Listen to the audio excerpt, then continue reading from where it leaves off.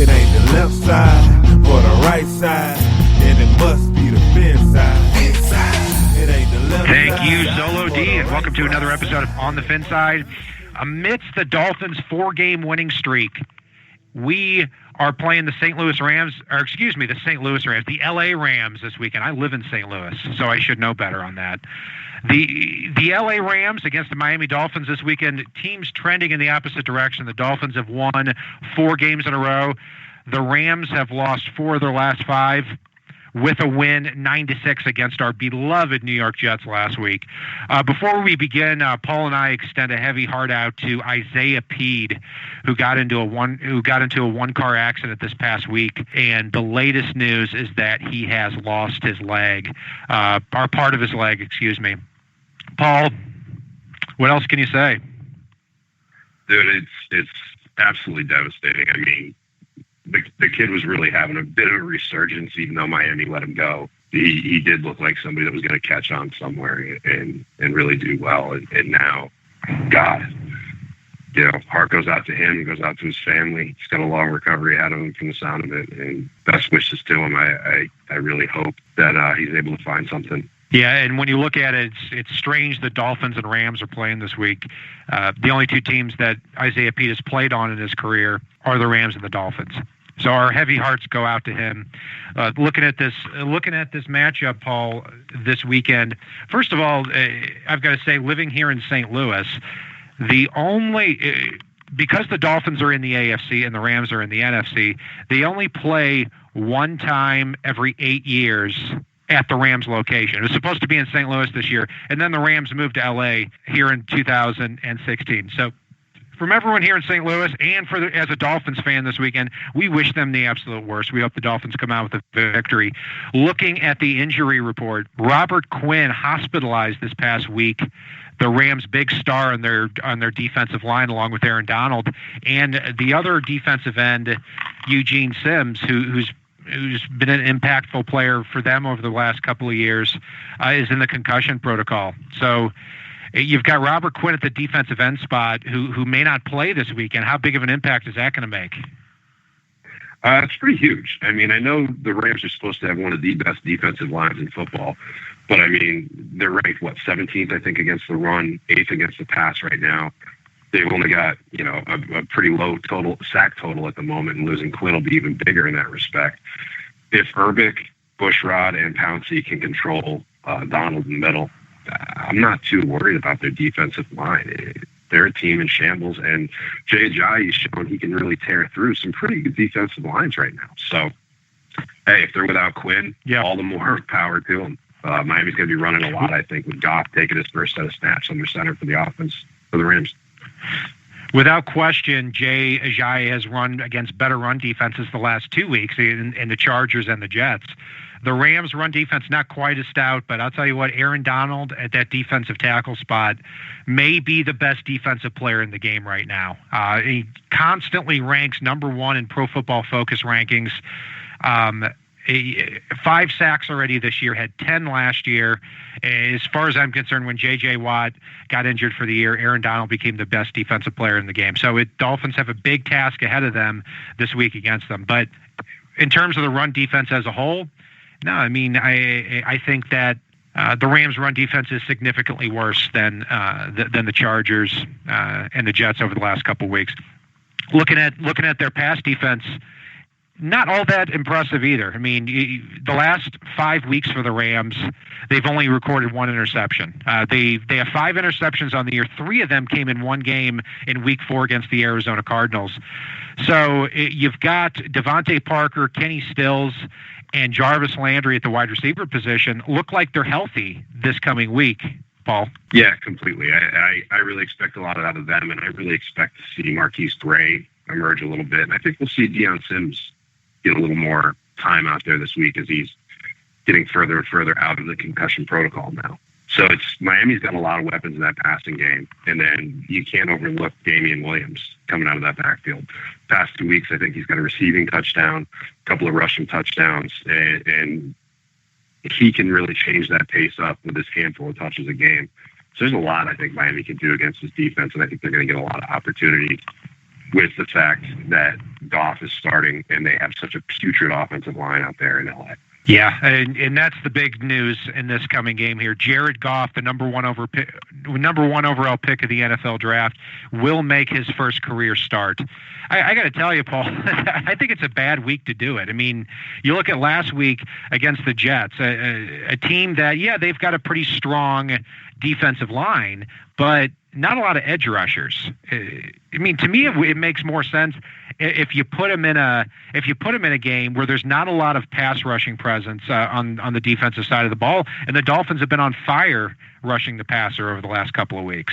Oh, absolutely. It's Miami may not have the ridiculously high sack totals in those games, but don't let that fool you. It's Phillip Rivers, Ben Roethlisberger, Fitzpatrick, all of them. They've been on the ground getting battered every play, it seems like. And you're going to take those guys who have some decent offensive lines and look at that and go, you know what? I think with our putrid offensive line, this is the time to throw our rookie quarterback to the wolves, especially since we can't even get a running game going to take the pressure off of him, even though we probably have one of the best backs in the game if we had anybody blocking in front of him. So I expect this to be an absolute bloodbath for Goff.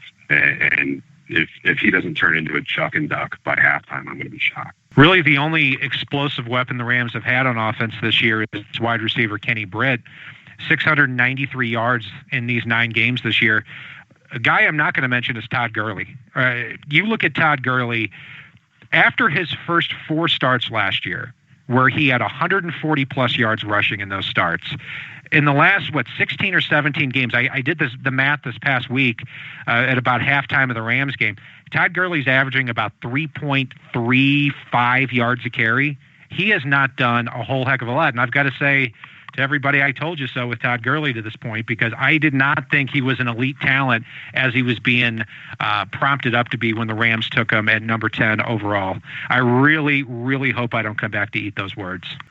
Yeah, and one, while we're talking numbers and math, et cetera, an interesting one, and I can't believe I'm saying this as a realm of possibility, given LA's struggles against the run, and given the fact that Ajayi's already rushed for 200-plus twice this year, if Ajayi runs for, I believe it's 204 yards in this game, which is within the realm of possibility, especially if Goff turns into a chuck and duck and Miami's got the ball a hell of a lot, he will hit 1,000 yards for the season already, which is insane to me. I expect to see him hit it over the next 2 weeks.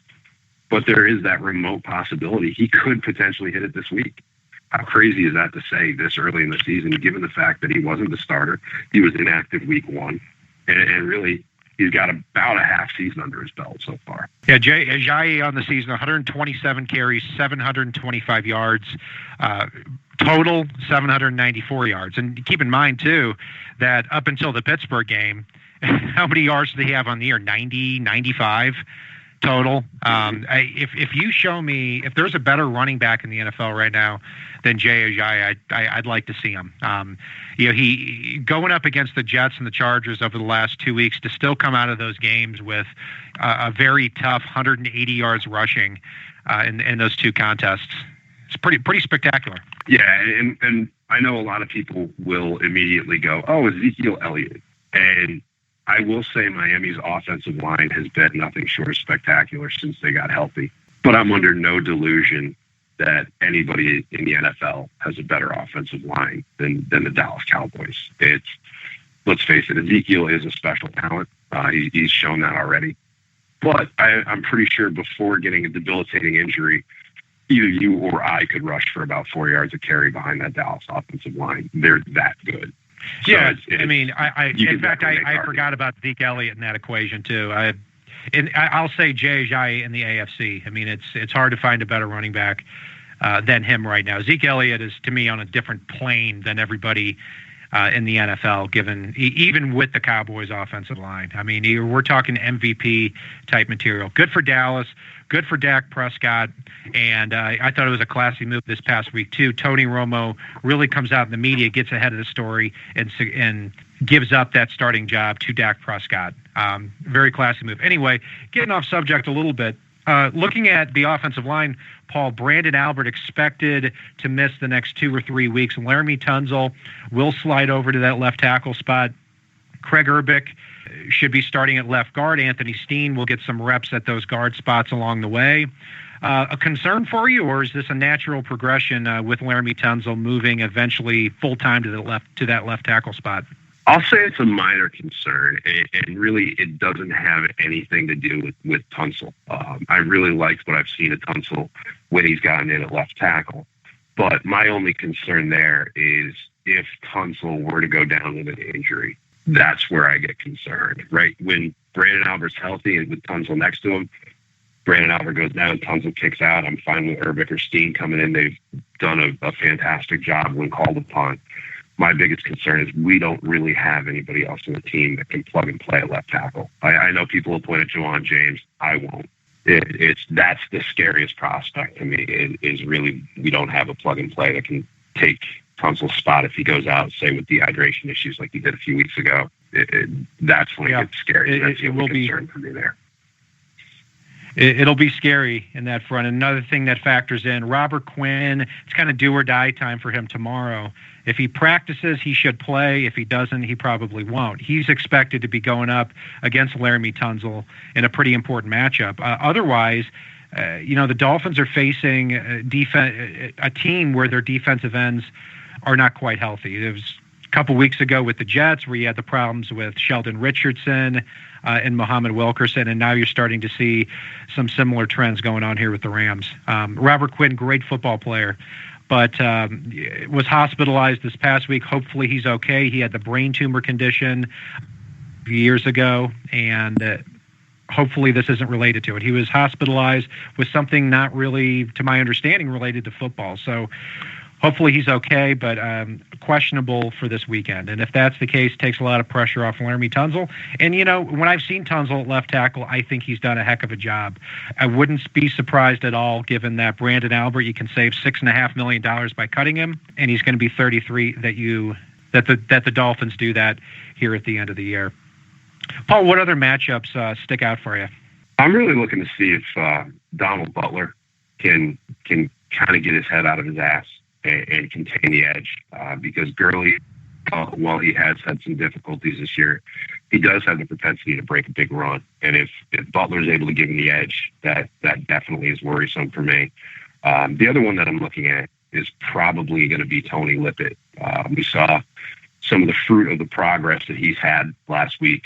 They're going to be going up against Jared Goff, as we've talked about already. And if he gets turned into a chuck and duck and Lippett really does continue to make progress here, it could be a really great day for the secondary. It could be a really great day for Kiko Alonso in the middle. And guys like Jelani Jenkins are going to be dropping back in coverage. We could see another 4 or 5 interception game if the defensive line is able to do what I think it's going to be able to do in this game. So that's going to be huge. It's all over that defense is really what I'm looking at and seeing what they can do, given what the defensive line should be able to in this game. Yeah, I'm looking at a few matchups myself. The Rams defensively are one of those teams that play almost exclusively that 4-2-5 defense with Alec Ogletree and Mark Barron in the middle. These are linebackers who are not very big but cover a lot of ground, and because of that enables the Rams to play 5 defensive backs a lot, specifically with cornerback LaMarcus Joyner if he's healthy enough to play this game. Ryan Tannehill has to be aware that this is going to be a defense in the back 7 that is very unlike a lot of defensive formations that he's faced all year. Dolphins also have to watch out for the trap game here because, even though it's a rookie quarterback, the good and the bad on that is that there's not a lot of film for the Dolphins to look at on Jared Goff. So he could come out swinging if he's really ready. So Dolphins are looking for their 5th victory in a row against a rookie quarterback. Would really take the wind out of their sails if they don't complete this task to get to that 6-4 record. So Paul, taking a look at these matchups and everything we've talked about, what's your prediction for the Rams versus Dolphins this weekend? Honestly, I think everything is aligning beautifully for the Dolphins, and barring Miami getting the same officiating crew that they had last week, I just view this as being an absolute bloodbath. I'm actually going to take this as 35-10 Miami, and it could be worse. I'm going to go with 24-10 Dolphins. This is a game where if the Dolphins come out offensively and think, hey, we've put up, over the last 4 weeks, 30, 28, 27, and 31 points, we're going to come out against the Rams and we're going to get ahead, and then we're going to pound this rookie quarterback. I think that could end up backfiring because the Rams are a very opportunistic defense if you try to play them that way. I think they'll come out and they'll lean on them, get some mistakes out of the rookie quarterback, and the Dolphins win the game 24-10. Paul, anything else you'd like to include before we call it a night? I just want to throw a couple things out there for some of the fan clubs and stuff that they have going on. I know there's the Northern Virginia or Nova Dolphins. They just made an announcement today. They've actually moved locations from the Mellow Mushroom in Herndon, and they're moving down to O'Sullivan's Irish Pub on Eldon Street. So if you happen to be in that area, they're a great group to watch a game with. Go and give Rick a big hug and a kiss on the cheek. He'll love it. Definitely make sure you take a look at the MetLife takeover stuff. I know that's going on here in a little less than a month now, which is crazy that it's creeping up that quickly. But take a look at what they've got going on with Dolphins NYC. Go to dolphinsnyc.com. And I know Solo D, who obviously is a good friend of the show, does our opening music and everything else for us. He's got a group getting together for what they're calling the Baltimore Beatdown. So go to MiamiSportsMusic.com, go to their Facebook page, and check out what's going on with that for the Baltimore game. Great group of fans. I saw Tom Garfinkel recognized some of the NorCal Dolphin crew out there in California this weekend. So it was pretty cool to see. And yeah, man, it's all these fan clubs are great to watch, but if you get a chance, go check shit out with them because they're absolutely great. Yeah, I mean, it's inevitable at this point that Week 15 game is going to be a big one for the Dolphins. Until then, they have at LA, 49ers at home, 2 games we really do expect them to win to get to that 7-4 level. Then you've got some 2 pretty tough games at Baltimore and the Arizona Cardinals at home. Say the Dolphins split those, 8-5 at that point, going into MetLife Stadium. Definitely have to come away with a victory at that point so that you can set yourself up to be 9-5 or 10-4 heading into the last 2 games. I'm getting ahead of myself on that. Paul and I both predict Dolphins victories, and we will end on that note.